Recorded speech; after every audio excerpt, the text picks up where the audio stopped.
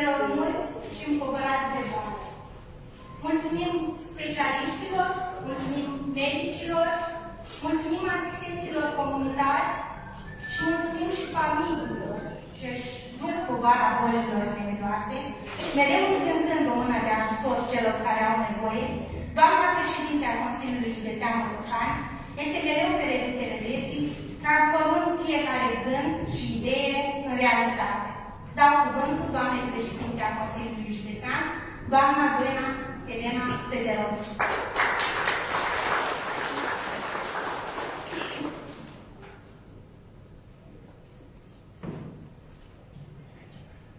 Dragi noștri, bună ziua tuturor!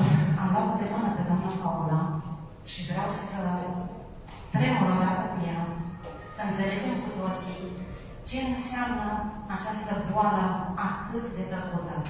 Și dacă cei noi care nu suferim de o boală anume, am putea câteva secunde să ne punem în pielea unui pacient cu asemenea boală. Vreau să o aplaudăm din tot sufletul de la Paula. Mulțumesc mult și sper că nu vă voi dezamăgi niciodată. Salutăm prezența domnului ministru al Muncii și Solidarității Sociale, domnul Udăi Marius, cel care luptă pentru ca noi să trăim mai bine, să avem o pâine albă pusă pe masă, să ne permitem la sărbători și un vin bun sau o șampanie, o friptură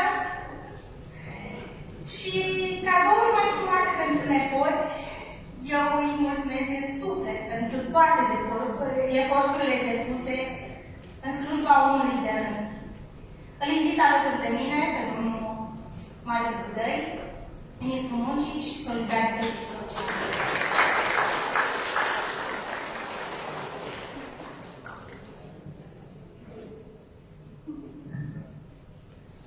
Dacă o să ținem toți aici, toți pe cine au fost de noi. Doamna președintă, dragi colegi parlamentari, dragi colegi de la Protecția Copilului Botoșani, doamna direct, Botoșani, doamnelor și domnilor,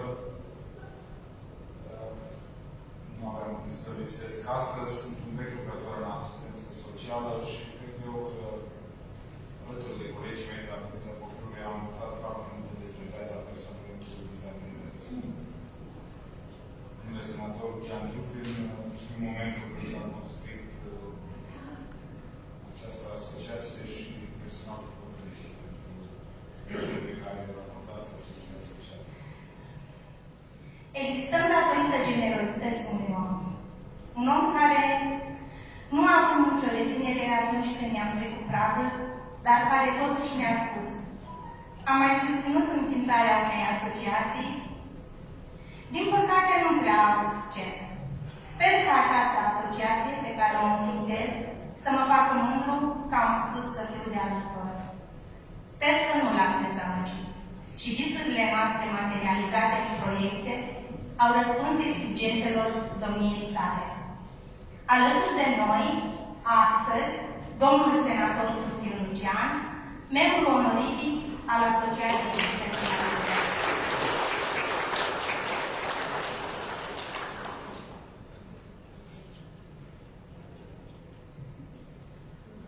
Însoțim pe Paula de Mănastăr de data asta. Și hai mai față că e despre noi aici. Sărătuna, doamnă președinte, domnule ministru, doamnă și domnule parlamentar, doamnelor și domnilor specialiști, dragi prieteni ai Asociației Sufletul Alelor, membrii ai Asociației Sufletul Alelor, bine v-am regăsit. Și doamnă președintă Paula Zagavei, mulțumim pentru invitație. Am atâtea emoții. Bine, doamna Paula știe să accelereze lucrurile și să creeze din orice poveste, să identifice partea bună și partea plină a paharului. Suntem astăzi aici, acum, iată, într-o sală plină, la o conferință națională, datorită unui om care a fost împovărat fără voia ei, fără voia lui, a omului, cu o boală. Astăzi îl numim domnul Parkinson. Este doamna deputată Alexandra Cuțu. Dacă vreți să ne spuneți câteva cuvinte, vă mulțumim pentru prezență. Ziua! Mulțumesc, doamna Paula. Mulțumesc tuturor pentru că acceptați să fim și noi astăzi alături de dumneavoastră. Eu, ca om, nu neapărat ca parlamentar mai tânăr și, să zicem, mai sănătos, am învățat un lucru de la doamna Paula de când o cunosc de câțiva ani, că nu contează prin ceea ce treci ca persoană, ca individ, atunci când te îmbolnăvești, atât timp cât ai lângă tine pe cineva care te sprijină. În primul rând, Alături de noi, ca de fiecare dată, la fiecare eveniment, la fiecare aniversare, domnul deputat Șlin Dan Constantin vă invit alături de noi. Vă mulțumesc pentru prezență.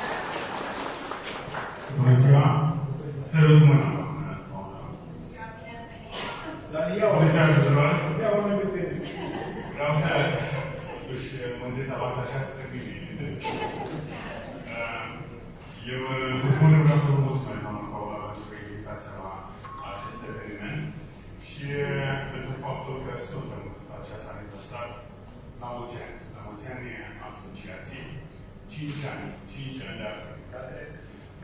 Mi-aduc aminte de întâlnirea pe care am avut-o atunci când eram director la DGSTC Botoșani, în urmă cu mai bine de 5 ani de zile, când dumneavoastră ați venit și mi-ați prezentat proiectul pe care îl aveți și v-am spus și atunci și vă spun și acum că aveți obiective nobile și frumoase. Alături de noi, doamna director al DGSTC Botoșani. Mă scuzați, dar n-am putut să vă ascult, ca de fiecare dată, sunt obraznică. Două cuvinte, un mesaj. Să rămână. Bună ziua! Bine ne-am reîntâlnit. După cum bine știți, Direcția Generală de Asistență Socială și Protecția Copilului Botoșani întotdeauna v-a fost prieten și partener în tot ce v-ați propus. Rămânem în continuare partenerul dumneavoastră. Îmi aduc aminte când ați venit prima dată și mi-ați povestit despre toate problemele dumneavoastră și v-am spus că am și eu pe cineva drag în familie care suferă de Parkinson. Bine, mulțumesc frumos, mulțumesc frumos. Așa cum spuneam anterior, încă o dată cuvinte de laudă și de apreciere pentru doamna Zagafei, un om absolut deosebit și un exemplu pentru noi toți despre cum se poate trăi frumos și lupta, indiferent de situațiile în care ne punem. Ce vreau să accentuez de la bun început, chiar dacă timpul este destul de scurt, este pe care cred că toată lumea din sală ar trebui să-l rețină foarte bine, și anume că există o variabilitate foarte mare de manifestare a acestei boli de la un pacient la celălalt, că nu trebuie să privim deloc dramatic lucrurile. De foarte multe ori observăm în clinică pacienți cu o evoluție foarte blândă. Lectura proiectelor Asociației Sufletul Alelelor, mereu alături de prietenii domnului Parkinson, fiind un punct de sprijin și conduită terapeutică al acestora, mereu prezentă la proiectele desfășurate de noi, doamna medic primar Siatu, șef Vlad Cristina. Vă dau cuvântul.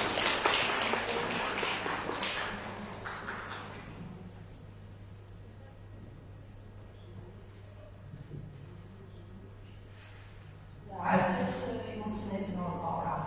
Nu îmi dă nicio clipă de răgaz. Ba, cu mine cum vreau cu altul. Eu nu am să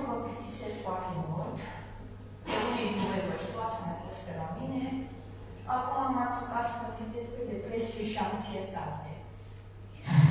Prietenă de nădejde, suflet ancorat în diversele proiecte ale asociației, mentor al grupurilor terapeutice, filtrul vital cu care îmi decline existența, doamna psiholog Mihaela Drăgan.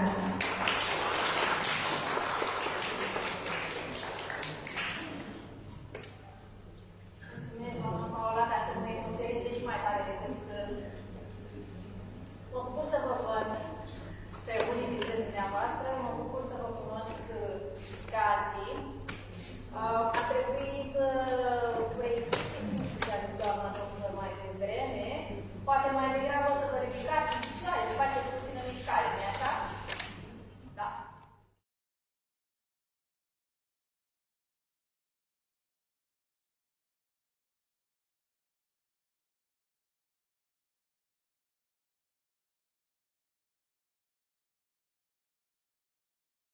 În gerul cuvintelor, gesturilor și a mimicii, punct de sprijin implicat pentru viitoarele proiecte pe care le vom desfășura, doamna logoped Carmen Vițelar.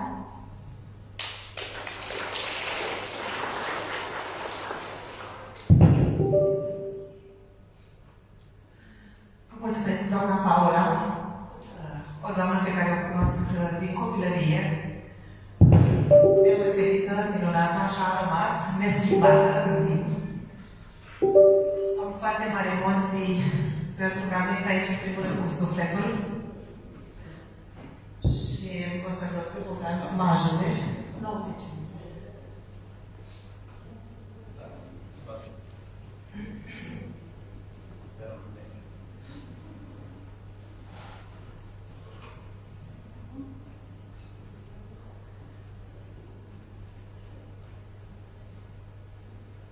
Și eu am marcat ziua de 9 decembrie, pentru că este prima zi în care iau parte la evenimentele Asociației Sufletul Lalelelor.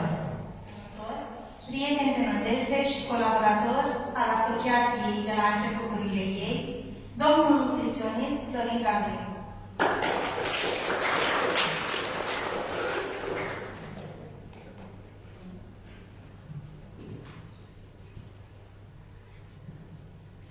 Vă mulțumesc, doamna Maria.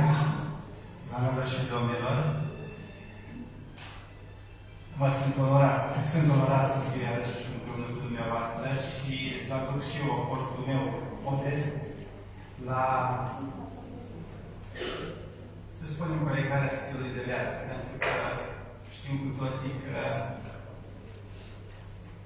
în toate patologiile, numai boala Parkinson, stilul de viață este definitoriu. De la începutul colaborării noastre, știu, cunosc, și din întâlnirile de grup și din întâlnirile individuale, că foarte mulți dintre dumneavoastră ați făcut schimbări în stilul de viață. Ceea ce înfăptuiește cu sensibilitate și har. Magicianul al culorilor gestionează starea sufletească a beneficiarilor noștri. Doamna instructor ergoterapeut, Aida Șuște-Zotar.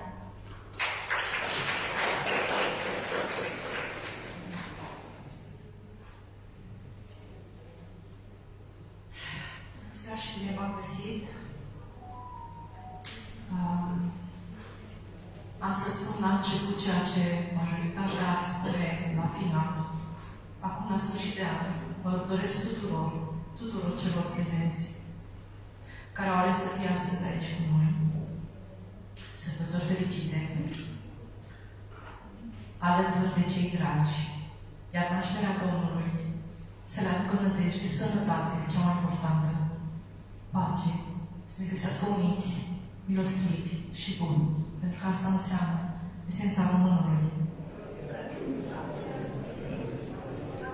Continuăm a doua parte a evenimentului. Alături de noi este doamna Rodica Albu, instructor de Tai Chi și Qigong, care, de la gimnastică energetică la alchimia internă, este omul care ne ajută să dăruindu-ne fărâme de normalitate. Este omul care a fost alături de noi pe perioada pandemiei, la întâlnirile online. Este omul care a fost alături de noi la proiectul de la Salva. Doamna instructor de Tai Chi, Rodica Albu.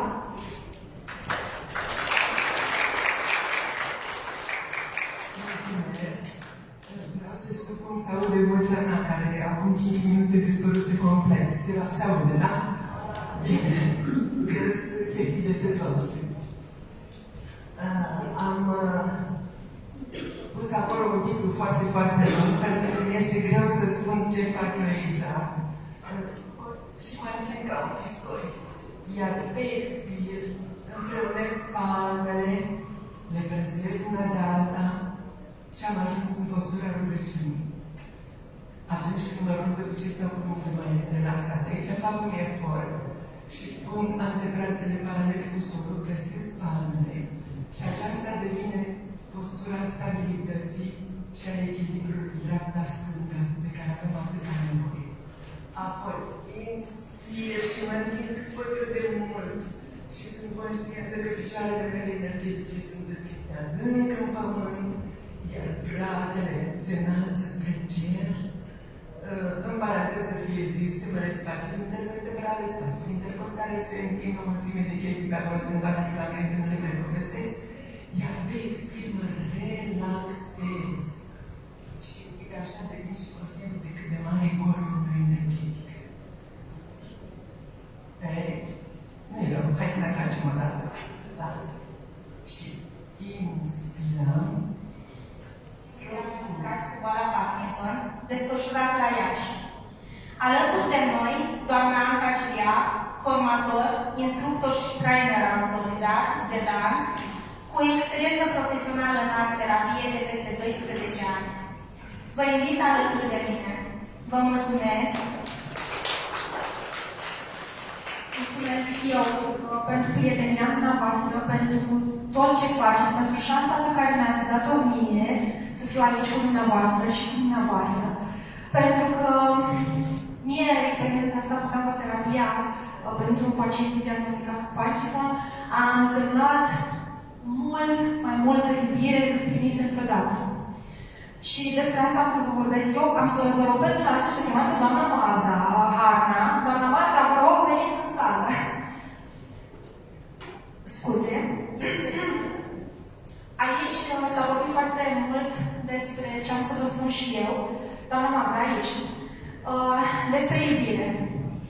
Pentru că campoterapia despre asta vorbește și despre asta e, despre multă, multă iubire.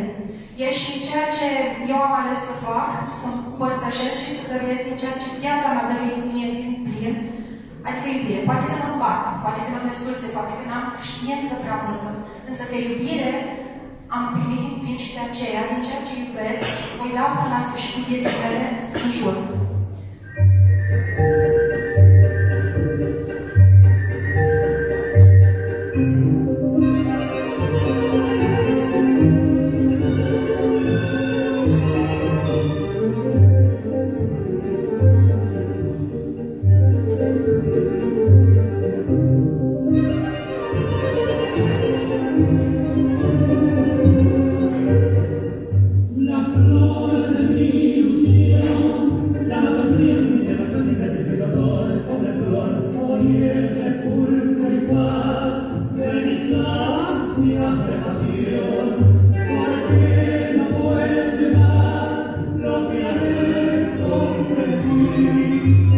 Anche si han hecho los besos que con el